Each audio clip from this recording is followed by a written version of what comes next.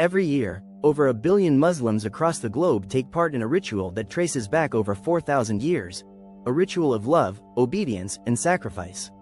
But what if this act, often misunderstood by the modern world, holds the secret to humanity's deepest values? This is not just about slaughtering an animal. It's about a story that shook the heavens, a test that defined faith, and a legacy that still echoes in every corner of the world. This is the untold truth of Kurbani, the sacrifice of Prophet Abraham, and why it still matters more than ever. The origin of sacrifice, Prophet Abraham's test of faith. Before rituals, before rules, there was one man. A prophet, standing alone in the desert, holding a knife above his only son, with a heart full of obedience. That man was Abraham, known as Ibrahim, peace be upon him, in the Islamic tradition. And this moment wasn't just dramatic, it was divine. It was a test that would become one of the most powerful symbols of devotion ever recorded in human history.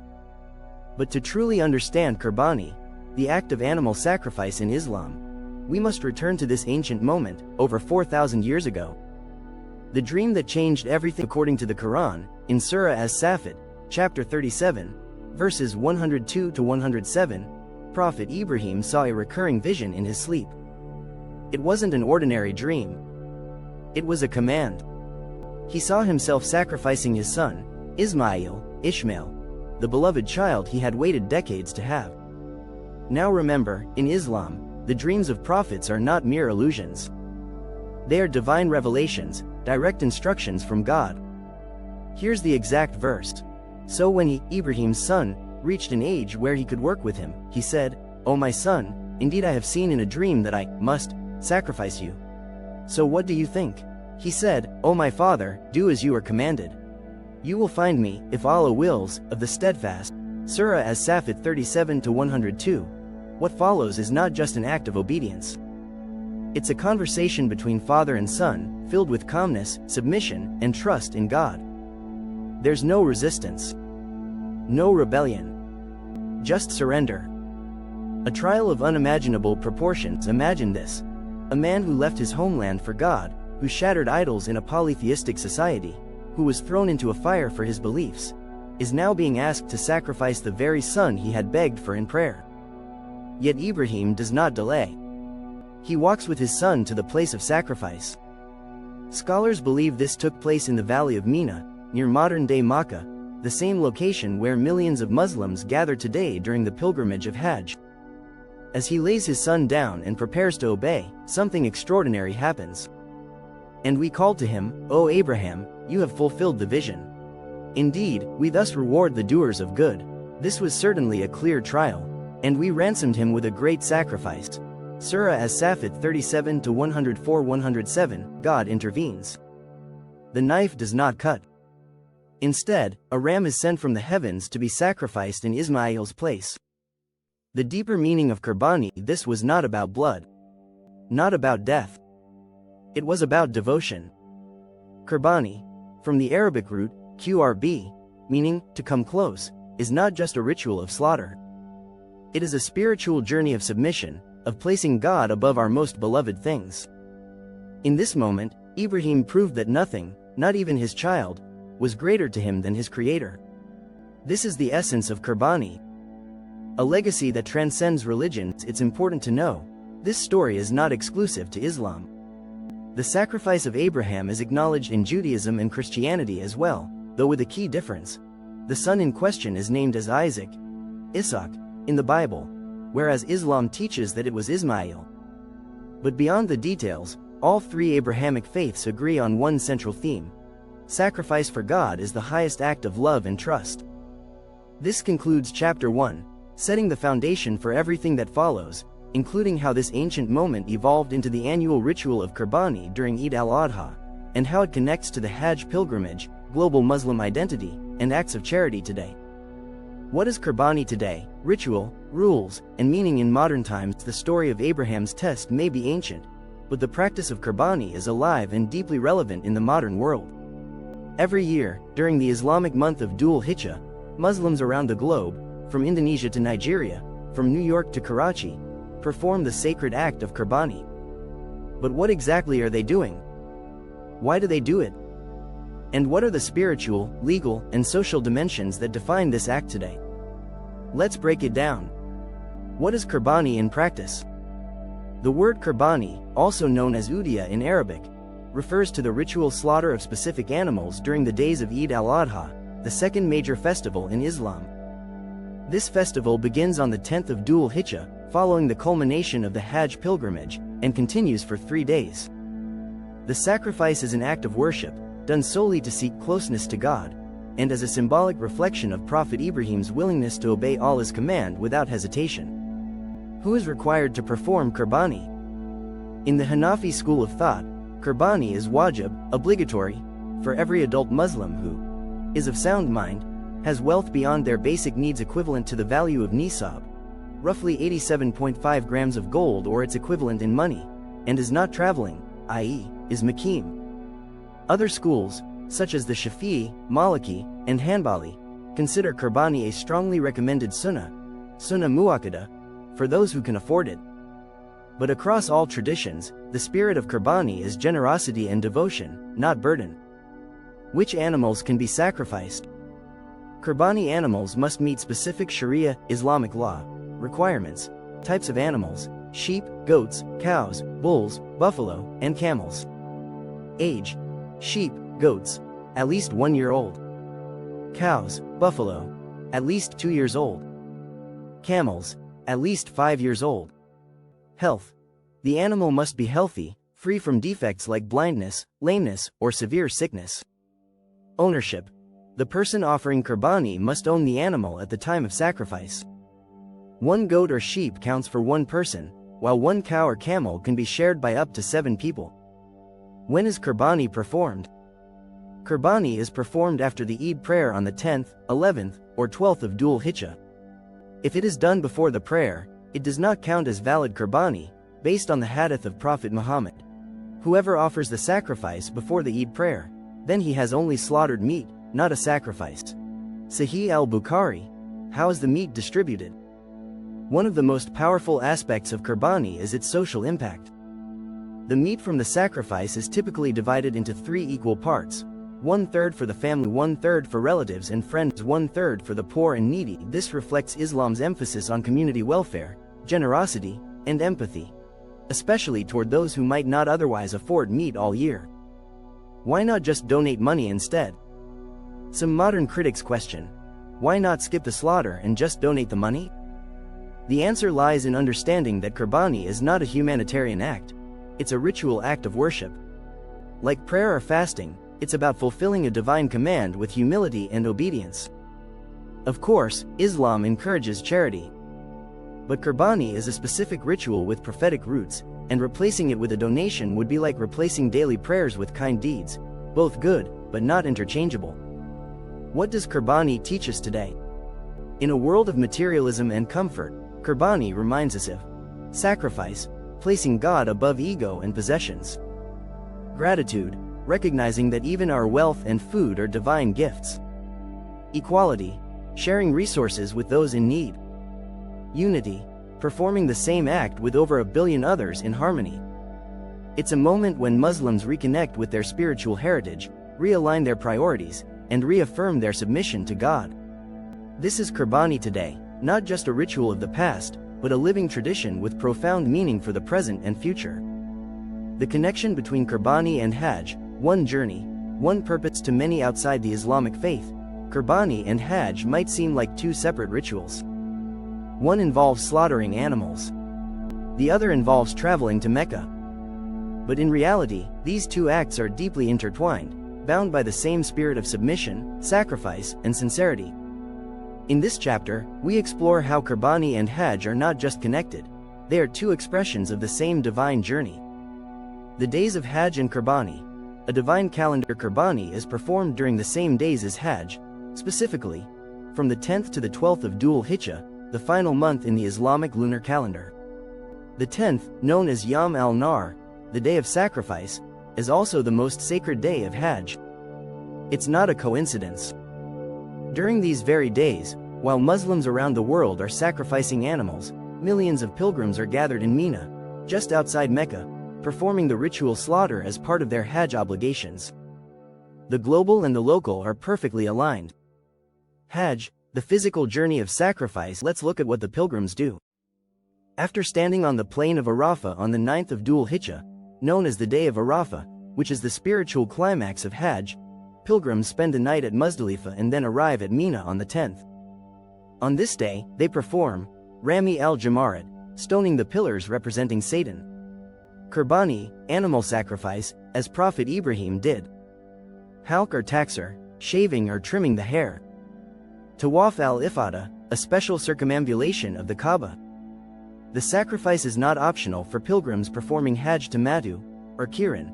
It's a mandatory rite, mentioned directly in the Quran. Then whoever performs Umrah during the Hajj months followed by the Hajj must offer a sacrifice they can afford. Surah Al-Baqarah 2-196. So Kurbani during Hajj is literally woven into the journey. Kurbani, the global participation in a sacred story for those not performing Hajj. Kurbani is an act of solidarity. It's a way for every Muslim, whether in London, Lagos, Lahore, or Los Angeles, to participate in the legacy of Prophet Ibrahim, just as the pilgrims do. This is one of the most beautiful features of Islam. Even if you cannot physically go to Mecca, you're not left out. Through Kurbani, you spiritually join the pilgrims.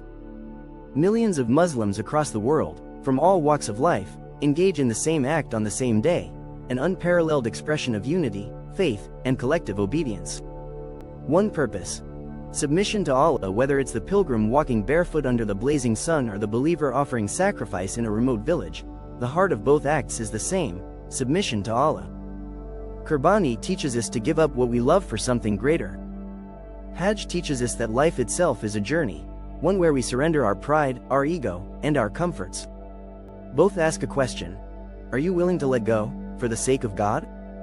Prophet Muhammad and the Sunnah of sacrifice. The Prophet Muhammad, even when he was not performing Hajj, never missed the Kurbani. He sacrificed 2 rams with his own hands every Eid al-Adha, and he taught his followers to continue this tradition. This is not just imitation. This is connection with the Prophet, with the pilgrims, with the prophets before him, and with God. In short, Kurbani and Hajj are 2 rivers flowing from the same divine source, both leading us back to sincerity, sacrifice, and submission. The symbolism behind the sacrifice: what are we really killing? On the surface, Kurbani seems like a physical act, the slaughtering of an animal. But beneath the surface lies a spiritual truth far deeper and far more powerful. Because Kurbani isn't just about killing an animal. It's about what you're willing to kill inside yourself. A ritual that speaks to the soul. Every ritual in Islam has an outer form and an inner meaning. Salah, prayer, aligns your body, but it's meant to focus your heart. Fasting, Psalm, withholds food, but its goal is to awaken your soul. And Kurbani? It's not about blood or meat. It's about sacrifice, real, raw, personal. As the Quran states, it is neither their meat nor their blood that reaches Allah, but it is piety from you that reaches Him. Surah Al-Hajj 22:37. The external act is a mirror. The internal meaning? That's the real offering. The inner sacrifices we must make. So what are we actually sacrificing? 1. Our ego. Just like Ibrahim submitted without question, we are asked to slaughter our pride, the voice inside that says, I know better than God. 2. Our attachments. Ibrahim was willing to give up his beloved son. Can we give up our toxic habits? Our haram income? Our arrogance? 3. Our desires. True submission means letting go of the things we crave when they conflict with what is right. 4. Our doubts. Ibrahim's test was filled with uncertainty. Today, we are tested with cynicism, disbelief, and peer pressure. Kurbani teaches us to choose faith over fear. The knife that cuts both ways. When the knife meets the animal's throat, it symbolizes something deeper: the believer taking a knife to the nafs, the lower self, full of greed, envy, selfishness, and ego. Kurbani is not just about what's happening on the outside. It's about cutting away what separates you from your Creator. A universal message hidden in a sacred story. That's why the story of Ibrahim is so central, not just in Islam, but in Christianity and Judaism too. Ibrahim is seen as the father of monotheism. His willingness to sacrifice his son is honored in all three Abrahamic faiths. But only Islam preserves the ritual of sacrifice as a living practice. This shared narrative makes Kurbani a global spiritual message. True love for God means nothing comes before him, not even what you love most. From the desert to your doorstep over 4,000 years ago, on a barren hill in the Arabian desert, one man proved the ultimate faith. And today, in cities, towns, and villages across every continent, his example is still followed. That's not just tradition. That's timeless truth. So the next time you see a Kurbani, ask yourself, what am I sacrificing this year? What do I need to let go of to get closer to Allah? Because you are the offering. And your sincerity is the real Kurbani. The historical origins of Kurbani, from Ibrahim to the Prophet Muhammad. To understand the depth of Kurbani, we must journey back, not just 1,400 years to the time of Prophet Muhammad, but even further, over 4 millennia ago, to a remote desert where one man stood ready to give up everything.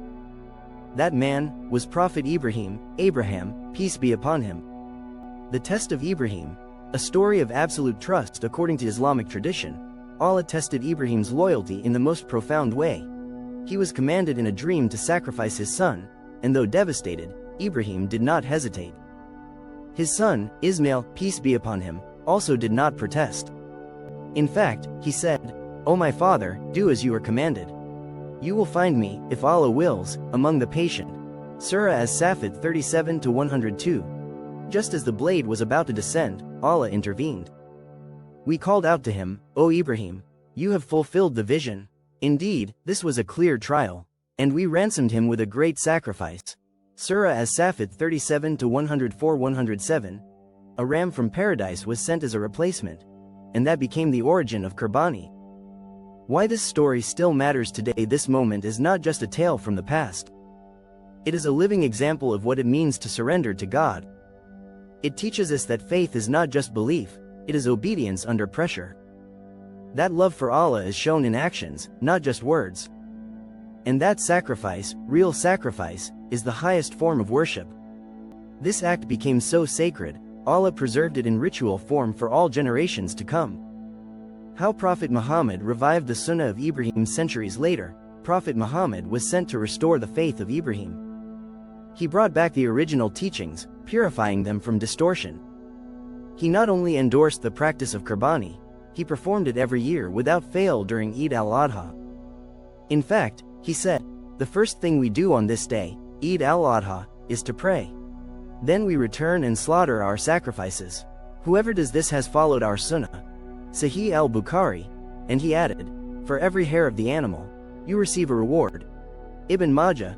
He would sacrifice 2 rams himself and even said, "This is on behalf of my ummah, for those who could not offer a sacrifice." Musnad Ahmad. It wasn't just ritual. It was love. Love for God. Love for his people. From prophetic hands to billions of hearts today, over 2 billion Muslims across the world follow this same act, from the fields of Indonesia to the mountains of Morocco, from London to Lahore, New York to Nigeria. And each time the knife falls, it echoes Ibrahim's obedience, Ismail's patience, and Muhammad's compassion. That is the living chain of Kurbani. The legacy lives on. Kurbani isn't just about what happened in the past. It's about what we choose today, to obey, to sacrifice, to let go, and to draw closer to our Creator. Whether we are rich or poor, Arab or non-Arab, old or young, we are all heirs to this legacy. One God. One story. One sacrifice. And so we close this journey with one question. Will you continue this legacy of faith, obedience, and sacrifice? Because Kurbani is not just a ritual. It is the reminder of who we are, and what we stand for. If this story moved you, if you learned something new today, and if you believe that faith, sacrifice, and truth still matter in this world, then don't let the legacy stop here. Subscribe to Decoding History and Science, where we uncover the hidden wisdom behind ancient rituals, lost civilizations, and the truths buried beneath time. Hit the bell so you never miss a moment of this journey. Share this video, and let others feel what you felt today. Let them remember what Kurbani really means. This isn't just history. This is our shared heritage. And together, we're decoding it.